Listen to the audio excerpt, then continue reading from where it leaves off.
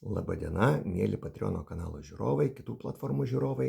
Aš gydytojas Vytautas Abraitis, medicinos mokslų daktaras ir šiandien atsakysiu Jums vien tokį išstojimu į tokių klausimų gausą, kuriuos Jūs labai dažnai man užduodate. Ir tas padės Jums sutaupyti tikrai nemažai pinigų ir pasigerinti sveikatą. Dėl to, kad rinka, ta vadinamųjų natūralių preparatų, yra labai chaotiška, labai menkai kontroliuojama. Ir aš norėčiau dabar įnešti truputėlį aiškumo, nes užduodat Jūs man labai daug tokių pačių klausimų. Pirmiausiai, jeigu Jūs pradėjot kažką vartoti, kažkokį tai maisto papildą, man tas pavadinimas nepatinka po teisybei, nes tai yra natūralios kilmės gydomosios medžiagos, paimkite ten kokią nors ten ašvagandą, bakopą ar berberiną, tai nėra joks papildas, tai yra gydomoji medžiaga. Pirmiausia, ką reikia žinoti. Tai yra bazių bazė, pagrindas. Tai yra veikliosios medžiagos kiekį vienoje kapsulėje. Na, tradicinė medicina, kuria dabar yra tokia konfrontacija tradicinės medicinos ir netradicinės, aš tai siūlyčiau sugyventi, visi turi savo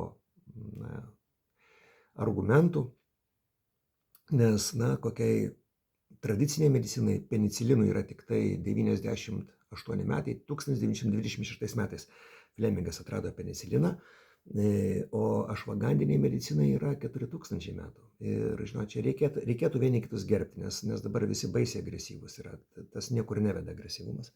Tai yra, pirmiausiai, veikliosios medžiagos kiekis vienoje kapsulėje.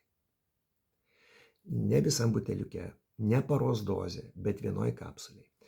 Man kelios moterys yra nufotografavę buteliukus su labai dideliais skaičiais. Aš pradžioje irgi pagalvojau, kas čia dabar, kaip gali ten tilpti tiek gramų į vieną kapsulytę. Paskui supratau, kad tai yra visos paros, viso buteliuko veikliosios medžiagos kiekis.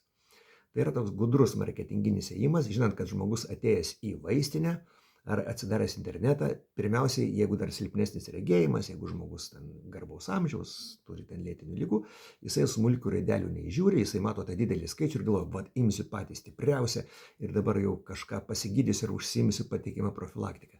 Ir vat naudoja tos skaičius. Tai yra nelabai garbingas marketingas, to nereikėtų daryti. Ir mėly gamintojai, pateikite informaciją vienos kapsulės, vienos tabletės.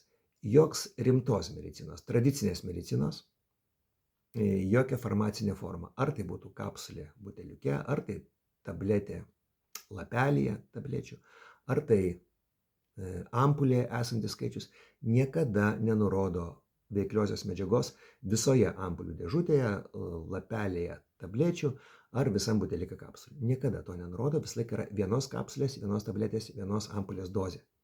Ir reikėtų, kad tai būtų ant visų buteliukų, dėja yra kitaip. Ir nepasiduokite tą marketingo žingsnį, pasižiūrėkite ant to buteliuko, keliom parom yra pritaikyta. Neapsigaukite, tai esminis dalykas. Kitas dalykas, paros dozė. Čia netgi galite paklausti geriausią lietuvių draugo ChatGPT, maždaug orientaciją jisai atsako. Aš taip įdomau dėlį padariau eksperimentą, paklausiau apie 10 preparatų, 9 atsakė gana tiksliai. Vieną ten truputėlį nugribavo, bet bent jau tiek, kad jūs žinotumėt, ką jūs vartojate ir kaip jūs vartojate, kad nebūtų tiesiog išmetimas. Nes turi būti kritinė koncentracija. Jūs 1 mg cefuroksimo per parą neužmušite jokios bakterijos. Čia tas pats, kas su arbatiniu šaukšteliu bandyti papildyti ežerėlį. Tai ir reikia tam tikrą kritinę masę, kritinę dozę. Dėl to turite tą žinoti. Veiklios medžiagos kiekis vienai kapsuliai ir paros dozė. Kitas dalykas, kitos sudedamosios dalys. Nes kuo jos yra rizikingesnės, tuo preparatas yra pigesnis. Pagaminti preparatą iš augalinės kilmės labai mažai, labai gerai ištirtų ir inertiškų, nekenksmingų komponentų turi savo kainą. Ir netgi toks buvo skandaliūkštis kilęs ten Facebook'e, kad pokštininkas Raimundas ten užkabino vieną tokią labai agresyvę platintoje, ten save besivadinančią holistę ir tikrai jos papilduose rado kenksmingos medžiagos. Aš nenoriu minėti pavardžių ir tos medžiagos kiekio, nenoriu kištis į tos karus, bet tai yra rizikinga. Tai pasižiūrėkite, nes jūs norėdami savo padėti, galite netyčia savo ir pakenkti. Kam jums valgyti nuodą, jeigu galite nevalgyti? Individualizacija. Trečias būtų piramidės aukštas. Jūs tik vieni žinot, koks jūsų ūgis, svoris, kiek jums metų, kokios jūs lyties, kai kurie nežino, kokia lytis, bet ten keletas žmonių Vilniuje, bet tai čia nesmė. Bet daugumas iš jūsų žinot, kokios jūs lyties. Ar jūs nešti ar nenešti? Kokios jūsų lėtinės lygos ten, pavyzdžiui. Taip, nes, jeigu ten skydliukas hiperfunkcija, tai preparato reikėtų truputėlį daugiau, nes žmogui pagreitėja medžiagų apykaita. Jeigu ten koks inkstų nepakankamumas, tai be abejo jo reikėtų mažiau, nes sulėtėja preparato išvedimas. Tai va tokie va dalykai, tik jūs vieni žinot ir pagal tai prisitaikyti. Ir įrodymai. Nėra kito kelio kaip įrodymai. Aš labai gerai suprantu, kad žmonės dabar mediciną pasitikė mažiau po tos covidinės isterijos. Bet viskas po truputėlį grįžta į vėžes, pasimiršta. Taip, tuo metu klastojimų buvo tikrai daug, bet, didžioji dalis tiek medikų, tiek mokslininkų, jie yra padorų žmonės. Ir jie tikrai nenori sąmoningai jūsų suklaidinti. Tai buvo keletas tokių negerų žmonių, bet tai jų yra mažuma. Ir apart įrodymų nėra nieko kito. Tinklinio marketingo yra visai kiti principai. Jūs sakyti, pažiūrėkite į mane, pažiūrėkite, kaip aš atrodau, dėl to, kad aš vartoju tindiriksiną. Tai yra neįrodymai, mylėjai. Ar ten dar pasako, Aldona iš 2 laiptinės, ji gulėjo lovai praktiškai. Pagėrė tindiriksiną, tai dabar kalnus verčia kaip Sabonis prieš 40 metų, kad jūs matytumėt.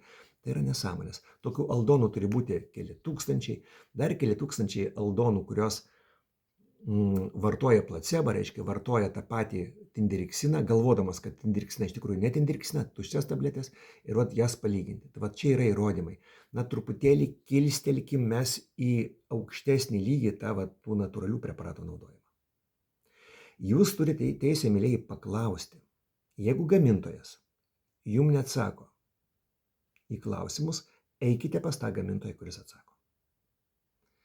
Dar kartą pakartosiu. Pirmaeilė tokia pamatas bazė, tai yra veikliosios medžiagos kiekis vienoje kapsulėje. Ar tabletė, ar dražetė, priklausomai nuo formos. Bet vienam tam smulkiausiam komponente, pagal ką jūs galėtumėte pasiskaičiuoti. Antra, vidutinė paros dozė. Jinai skirsis, ar žmogui 40 kg svoris, ar 150. Pagalvokit logiškai, koks praskėdimas. Tai yra pagrindų pagrindas, jau per daug nesiblusinėjant. Nes kartais ant buteliukų nurodoma suminė dozė, nurodoma paros dozė, kas labai lengvai jūs gali suklaidinti. Ir jūs galite nueiti visai ne tuo keliu, nes ypatingai tam butelike, kur 2 moteris man siuntė tą patį buteliuką, ir ten ta, kur dozė bendroji, ją padalinus iš 90 ir iš 60, ten skirtingų kompanijų buvo labai gerai žinomi Lietuvoje prekinių, tarp kitko ženklai prekiniai. Ir ten buvo labai maža ta dozė, o atrodo jinai didžiulė. Tai va. Kitos sudedamosios dalys. Čia reikia skaityti smulkės raideles, tiesiog, kad be reikalo nesuvartot kažkokių rizikingų komponentų, kada gali iš ko pasirinkti. Nes, pasakysiu, natūralios ir saugios medžiagos jos yra brangesnės. Individualizacija. Tai yra jūsų žinojimas apie save, kuris taip pat gali įtakoti to preparato kiekį, ir įrodymai. Geriausia yra, tai yra dvigubai akli, randomizuoti, moksliniai tyrimai, straipsniai, kuriuos reikia paskaityti. Tai dėl ko aš sergu. Jūsų dar dažnas klausimas, kiek man sumoka Vitanus Corpus Sanum ženklo atstovas. Tai jūs galiu nuraminti ir pradžiuginti, jie man nieko nemoka. Tiesiog tai yra kompanija, kuri yra tvarkinga ir dirba tokiais kultūringais principais. Vitanus nėra placebinių preparatų, ten yra tik tai preparatai, kurie yra įrodyto efektyvumo.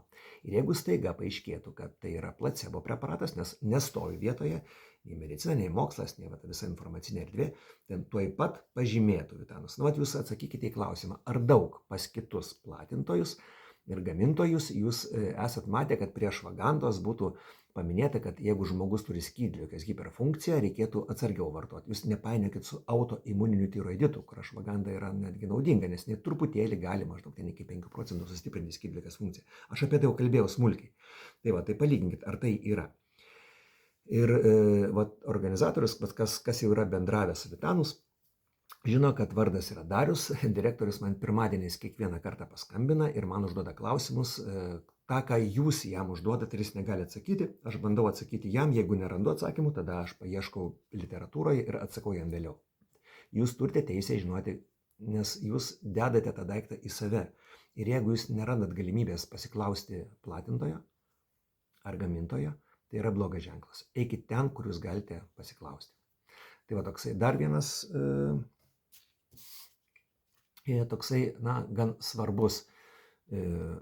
Prisiminkite, ką aš kalbėjau prieš kokius gal pusę metus. Taip, citavau labai gerą straipsnį, kur mokslininkai ištyrė visą papildų rinką, monokomponentus, nesudėtinius, nes tie sudėtiniai kartais taip įsikala į galvą kokią magnę B6, taip, tai yra magnis ir B6 vitaminas, tai nėra monokomponentas, yra 2 komponentai, tai ten po vieną komponentą ištirta visa papildų rinka ir prie tai išvada, kad 19% yra efektyvus.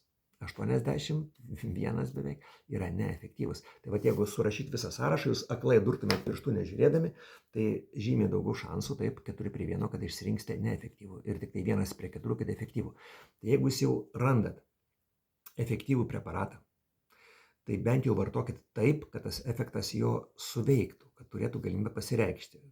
Tai yra tinkama dozė, tinkamas laikas. Ir vitanus, dėl ko aš juos sergu, jie, žodžiu, kadangi dabar man toksai tikrai įtemptas labai laikas, nemalonus gyvenime, ir tie anksiolitikai, tai ašvaganda, bakopa, tai yra vaistai, kurie mažina nerimą. Tai ašvaganda, kadangi ten geriau veikia miega, aš geriu vakare, bakopa, kadangi geriau kognityvinė funkcija geriu ryte, tai jie man padovana. Mano giminėje daug yra įvairiausių žmonių, kurie labai labai garbaus amžiaus ir kai kuriem net jau prasidėjusi demencija, ne tik tai, kad profilaktikai, irgi tie žmonės geria vitanus preparatus ir man tokia yra galimybė tikrai geros kokybės preparatus, kurių labai aiškiai sudėtis ir aš pats matęs tuos pačius popierius originaliais parašais dėl sudėties, ne tai, kad ten kažkas kažką man sakė. Dėl to toks vyksta mūsų bendradarbiavimas ir jūs galite jų ko norite to paklausti. Taigi ir tokia vizija į ateitį, kad visus tuos 70 kelis preparatus, nes jeigu iš 400, ten 19% yra 70, ten tarp 5 ir 80, tam tarpe yra toks skaičius, kad juos visus turėti kažkada tai ir jūs turėtumėt galimybę išsirinkti. Be placebinių, tie, kurie tik tai įsitikinimo principų vadovauja ir žmonės, jie biznio pusė nukenčia, nes pavyzdžiui, bestselleris pasaulyje tai yra multivitaminai, kur jau aiškiai įrodytas jų neefektyvumas. Jūs vartojate multikus ir jūs įsitikinimo pagrindų gal ir pasijaučiat geriau. Ir ten moteriškės, kurios platinant mušas, taip ir taip, aš čia, žiūrėkit, kaip aš atrodau, kad aš juos vartoju. Taip, tai yra placebas.